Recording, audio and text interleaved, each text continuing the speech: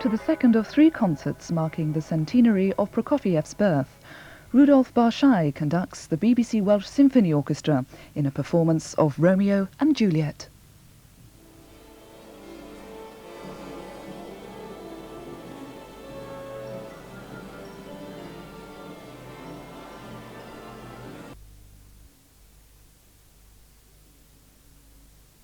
Symphony Orchestra in music from Prokofiev's Romeo and Juliet.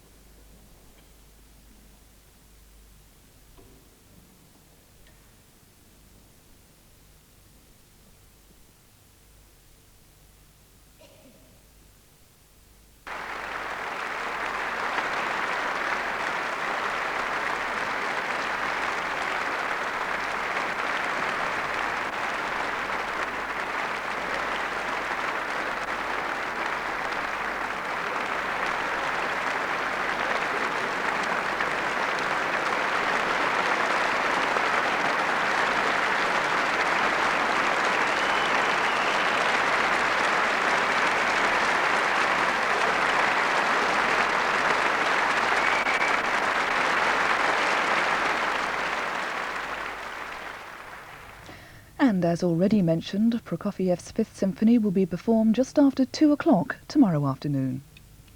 In just under 5 minutes, we'll be returning to the Royal Institution, where Dr. Richard Dawkins will be conducting an examination of genes in the ultraviolet garden, the 4th of this week's Christmas lectures. Now on BBC2, we catch up on the latest news with Jenny Bond.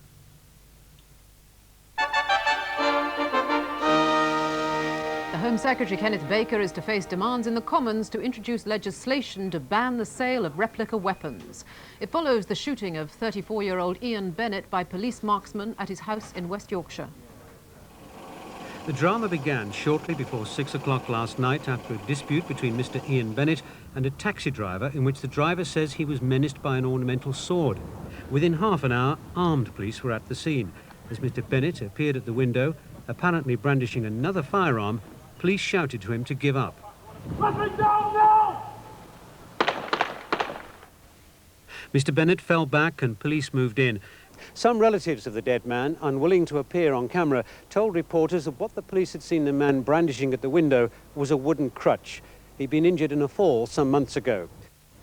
The cost of some basic foods in Russia and Ukraine have trebled with the abolition of price controls. But the first day of the reforms have been marked by empty shelves or closed shops.